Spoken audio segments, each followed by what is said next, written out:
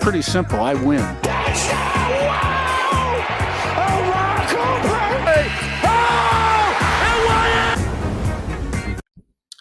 Hello, guys, and welcome to Indiana Sports Connection. I am your residential anchor, Aaron, here, and I left my notes somewhere, but thank you so much for being here. We're going to talk about the Hoosiers, what is going on with the basketball team, with the football team, and huge for the Hoosiers. Let me get my notes.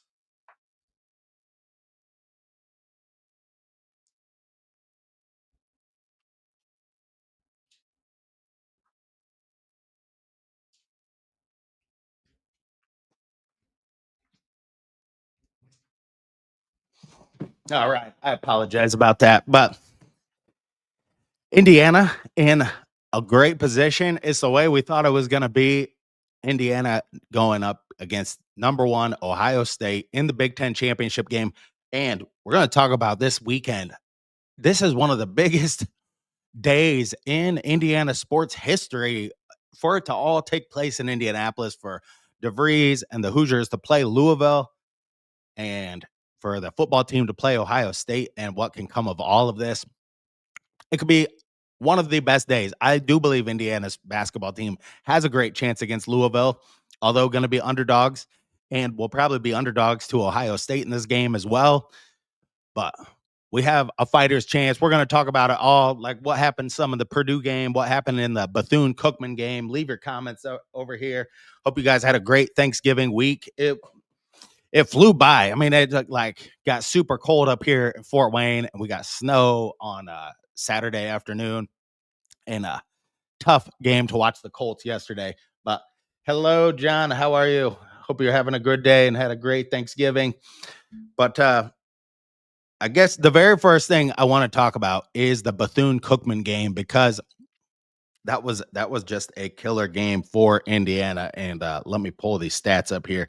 Sorry, I am, after all of the turkey and everything, I do feel like I'm moving about half speed today. So but you know what? That's pretty much like par for the course for me anyway. But let's just pull up these stats so I have them in front of me here from the Bethune Cookman game. I was going to make a video about this game, but this was one where Indiana just completely shellacked this team. They got off to really a rocking start from the very beginning, and Bethune Cookman was just overmatched in this contest the entire time. So, they really held down all of their guys pretty well. Tucker DeVries ends up with 20. Lamar Wilkerson ends up with 18 in this. The balance scoring: Sam Alexis, 14. Trent Sicily, 14. Nick Dorn, 14. Good to see Nick Dorn, getting more involved, hitting some three-pointers. This is a guy that could be, I do believe that Indiana needs that one more difference maker on the three-point shooting, another guy off the bench that can provide more scoring. I mean, it's because pretty much so far we've seen a lot of just Sicily and Alexis playing off the bench. Now Dorn and Josiah Miles getting into the action a little bit more, even though Josiah Miles did not play in this game, did he? No, I am missing him on the thing. But Tate and Connor ended up played 25 minutes, 3 rebounds, 3 assists, and 8. No, that's Lamar Wilkerson. 25 minutes, 3 rebounds, 5 assists, and 9 points. Connor Enright ends up with 1 3 in this game, but we are seeing this Indiana team really take off, and it's really a lot of fun to watch so far. So big, huge game against Louisville, and then that will really kind of, even though Kansas State was a tough team to play, and I've seen some people say that Indiana initially in the net is ranked 11th right now. They did move up in KenPom to, I believe they moved up to 21 or 20 in KenPom that they're at right now after that game. But Indiana is really, I don't think this team is going to be on the bubble or on the bubble watch because these metrics are so important of how the net comes out and all of that stuff. I just don't think that we're going to play in games where we're going to get blown off the court. I think there might be 2 or 3 games, maybe 2, 3 this year where we might shoot the basketball badly, but you can see how the defense is way better than expected. What Connor Enright and Tayton Conaway bring to our backcourt, I think that really kind of like mitigates what we have in the front court. But if this, I do want to remind you, if this is your first time here, hit that subscribe button down below. Sorry, I've skipped over that. Hit that thumbs up button because we're going to pump the video out to more Hoosier fans across the country, across the globe. I am your residential anchor, Aaron. Thank you so much for being here, being a part of this community. Leave your comments down below. Subscribe to the channel. And I have a giveaway at 3,600 subscribers. I do have a giveaway, a shirt from Home Field Apparel at the next 100 mark there. So go ahead and go do all that good stuff. But we'll get right back into talking about it here. Boy, I am tired today. So yeah, it's just like, but what we're talking about, Indiana, what they're being able to put together on the defensive end and how our guys are able to really disrupt their backcourts. We have now like the exact opposite type of team that we had before. I mean, the teams we had before were just not shooting teams, but we had big guys underneath that could, if they got the ball, I mean, you give the ball to a 7-foot guy and he's right by the rim, he should be able to put it in the basket. You know what I'm saying? But because of that thing, think about it. Our guys, the combination of Renew, Balo, even Kalel Ware when we had him, the combination of these guys being on the floor together meant we could not guard the 3-point line. That was the reason why we got blown out in these games. You know, you don't get blown out in a game when a team takes the ball inside. It is very hard to blow a team out that way by just pouring in 2-point baskets. Yes, I mean, last year we did it against Michigan State and we beat Purdue that way. And we had bigger guys than Michigan State and Purdue. And if you get guys into foul trouble, that's definitely a way to beat a team.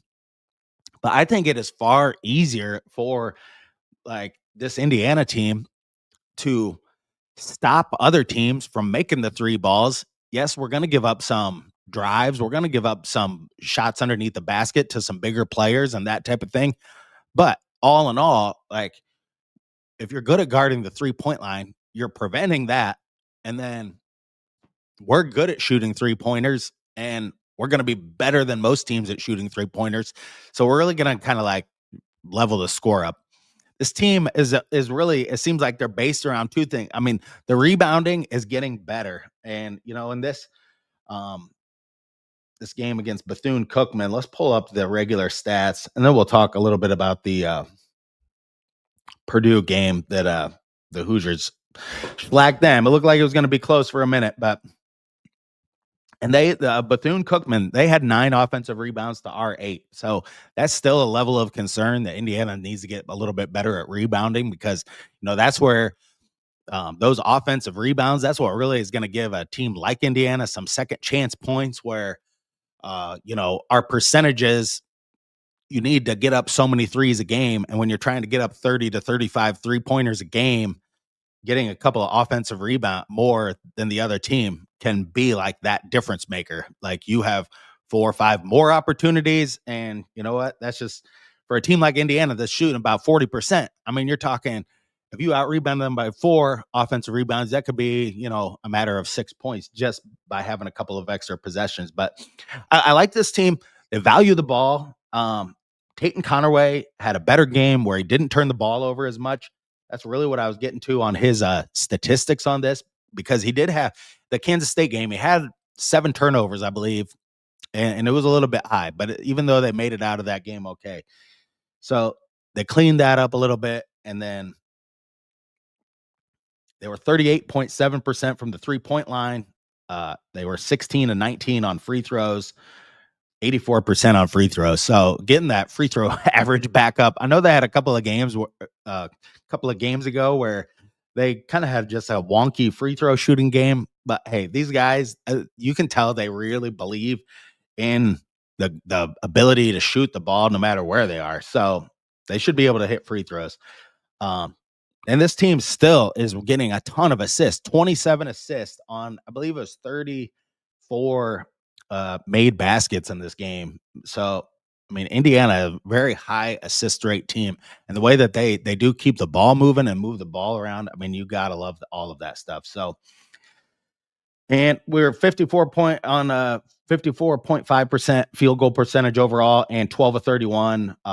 38% on the 3-pointers, 12 of 31 in this game. So, I mean, it wasn't like our most outstanding 3-point shooting game, but I would say this is just about average. We're probably going to be around there.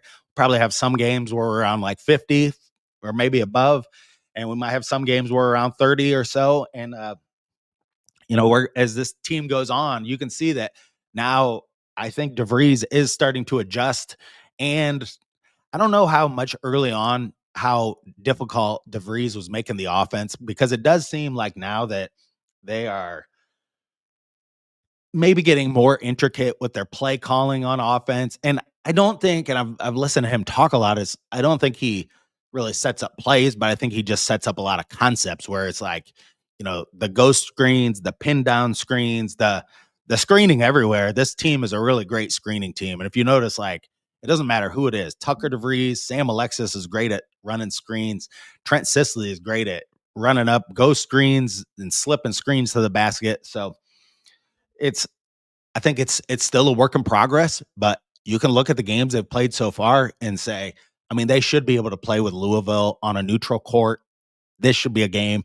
I'm really hoping that this game goes down to the wire, but we'll talk more about Louisville a little bit later in the week as like a preview for that, and a preview, for the football team of the Big Ten championship as well. But Indiana gets it done. Curt Cignetti, what he has done at Indiana, it is absolutely magnificent to have the season we had last year, to only lose one game, and then to have another season like this.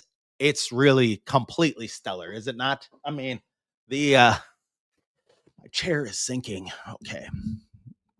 But Cignetti is, I think we have a damn good chance against Ohio State in this game. And just preliminarily, if we talk about both of these teams, so if both of these teams can really stuff the run, and I can definitely see where, Indiana stuffed some really tough running teams. Iowa is really good at running the ball.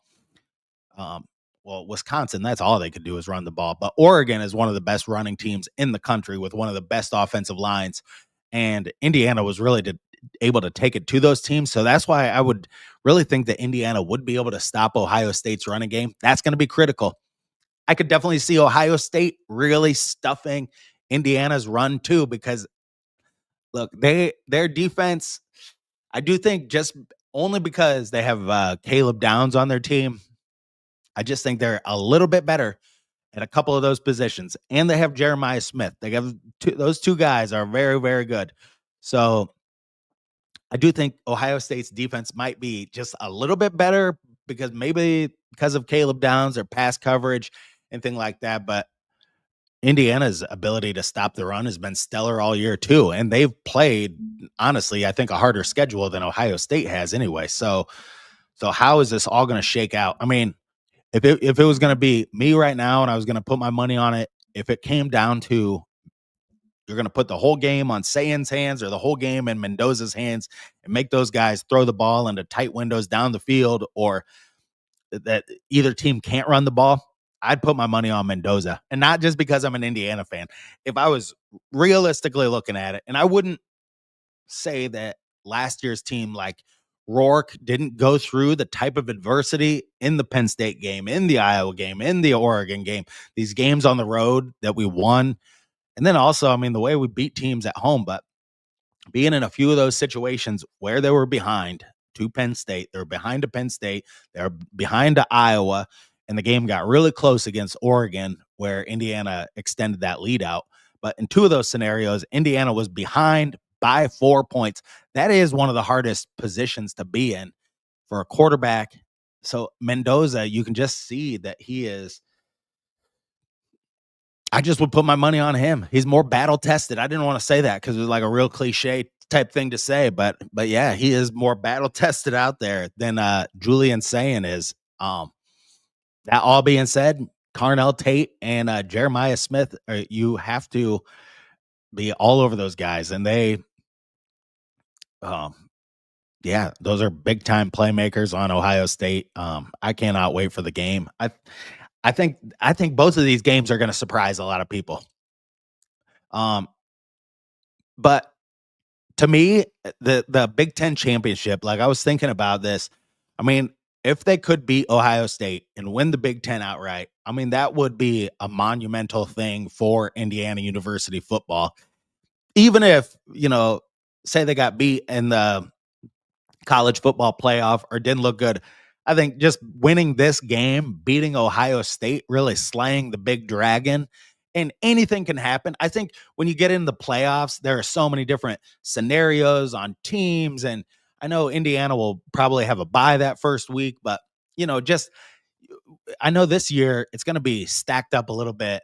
Like the seating is going to be better. So, but you just get in those big time games, you just really never know what's going to happen. I mean, at this point, I feel like Indiana's playing with house money. And if we could beat Ohio State in this game, I mean, it would be the most epic thing to ever happen to Indiana football. And I think we got a lot of guys on this team that maybe got a taste of what it was like to play against Ohio State last year. Aiden Fisher, um, and that didn't leave a good taste in their mouth. So, will Indiana be fired up for this game? And Ohio State's going to bring in a ton of fans. And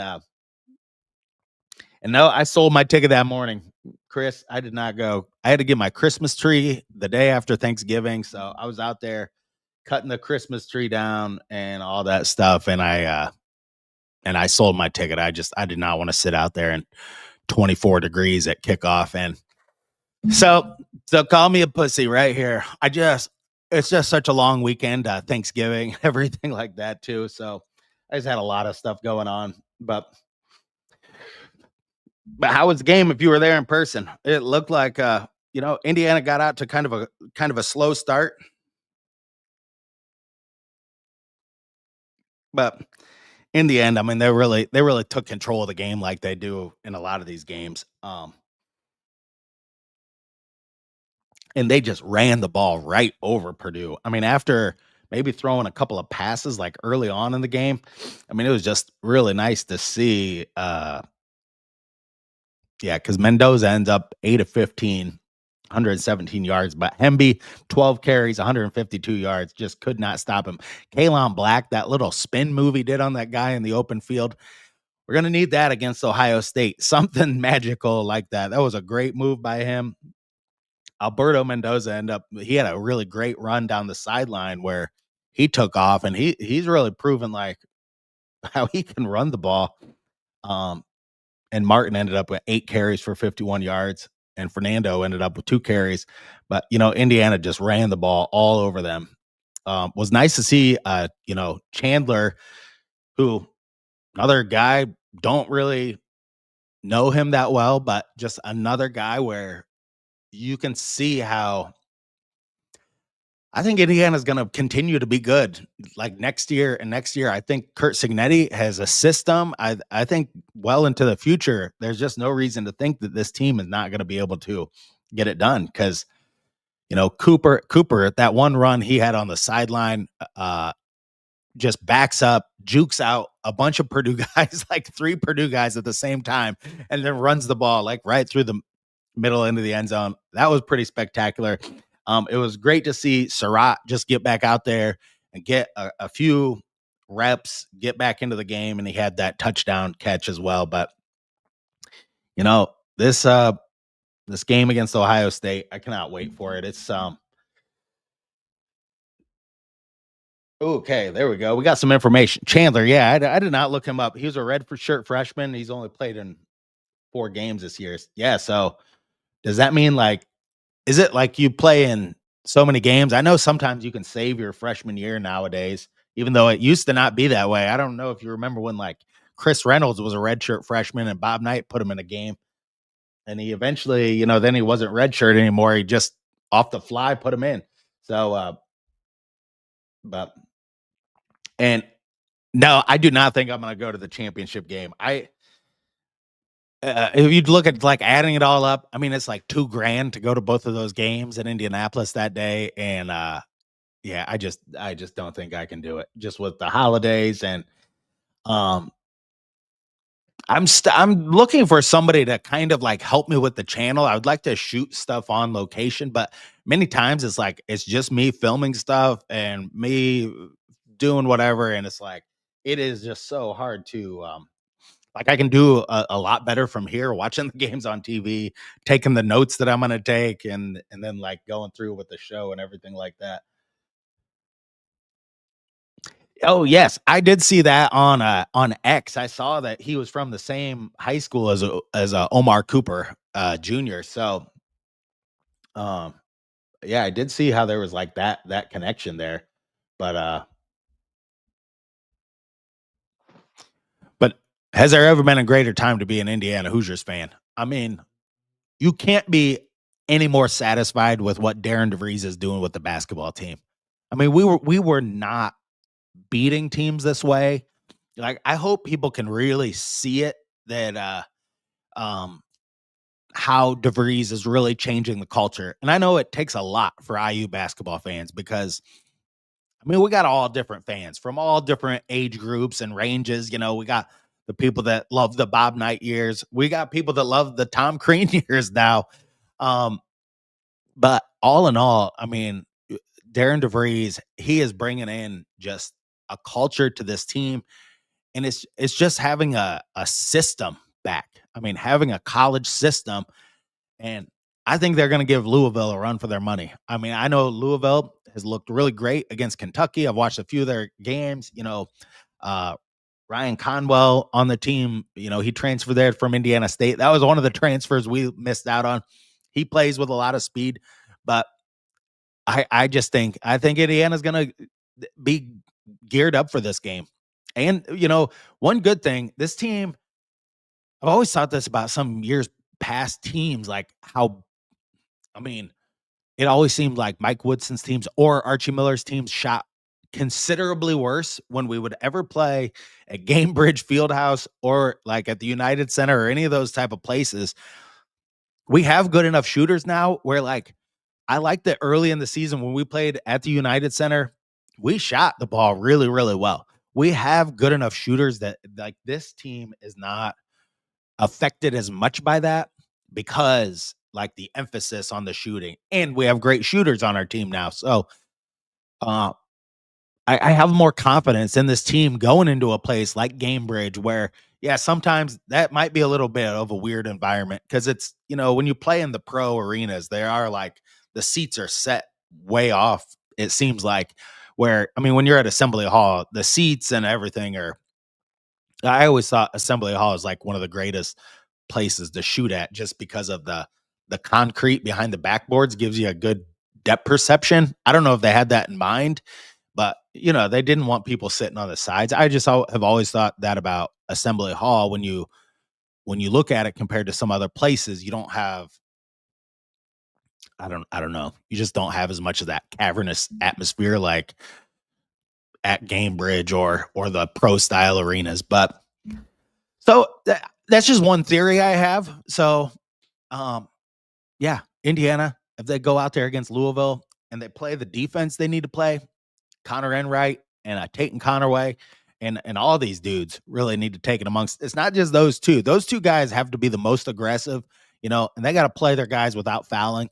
But it's got to be a team effort on defense. Indiana, and when I went back and watched the Kansas State game, Connor Enright going over the tops of those screens. And I think that was a great game for him to give him confidence going into this Louisville game because you played against PJ Haggerty. You were able to stick with him on the perimeter.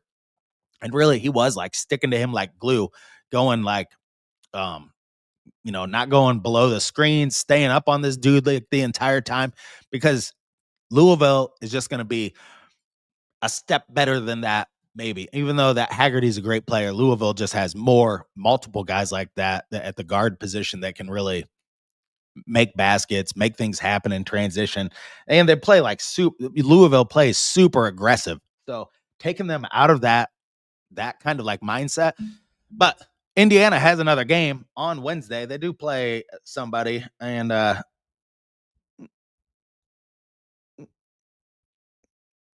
don't know why I just had it on here, but they do have just one more lead up game before the basketball.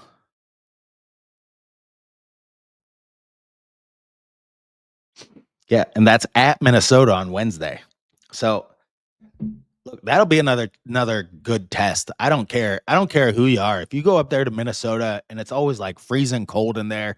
I've heard people say it's so hard to shoot. The rims are cold, the balls are cold. It's like they open the doors and let cold air in there. Thank you, Robert. Yes. And it just doesn't even feel like that they would be playing a Big Ten game yet. But I do like how this lines up with having to play at Minnesota in this game. That's another place that historically Minnesota is not an easy place to shoot either because of the cavernous like inside and how dark it is in there. Like they can't get the electricity on. Has there ever been a better time to be a Hoosier fan? 1976, 81, 87. Yes. I mean, those years, obviously, but it's, even when I go back and I think about those years, 2002, um, yeah, but then it's like our football team has never really been. I mean, maybe back in the 45, that might have been the other year because I mean, how good was the basketball team in 45? That would be maybe the last um time that like both were good at the same time. I don't know. What was Indiana's 1945 basketball season like?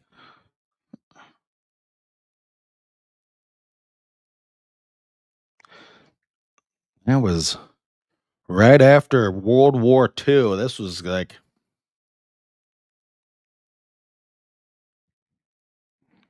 I know they won the Big Ten in 45. So, I mean, definitively, I should have looked this up. Yeah, there we go. So, I mean, this is the AI overview, so this might be completely wrong. But no, IU won the Big Ten in 1945 in basketball. Was one or two.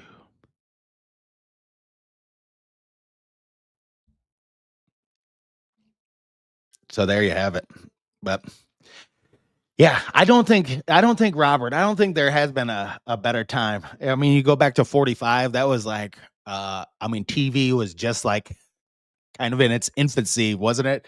And there were like stuff was just so much different.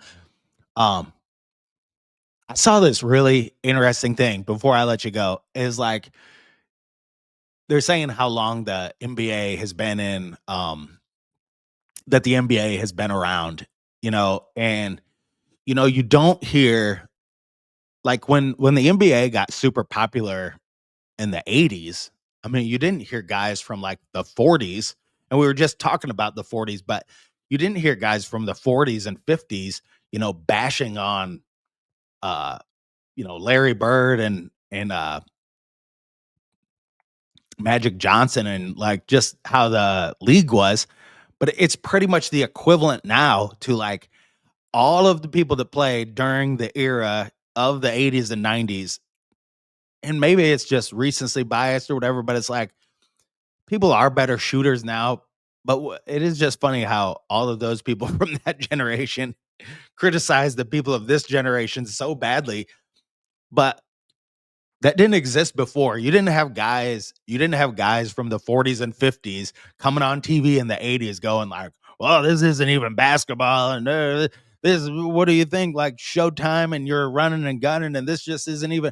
You know, those guys just kept their mouth shut, I guess, and just moved along with their day. But I just thought that was a really weird like kind of point of view cuz like in our heads it's always I think how time goes by, and especially, I mean, I'm 40, I'm going to be 43 in a few weeks. So it's like, Michael Jordan, that era was like when I was in the prime of really getting into sports and reading Sports Illustrated and all that. But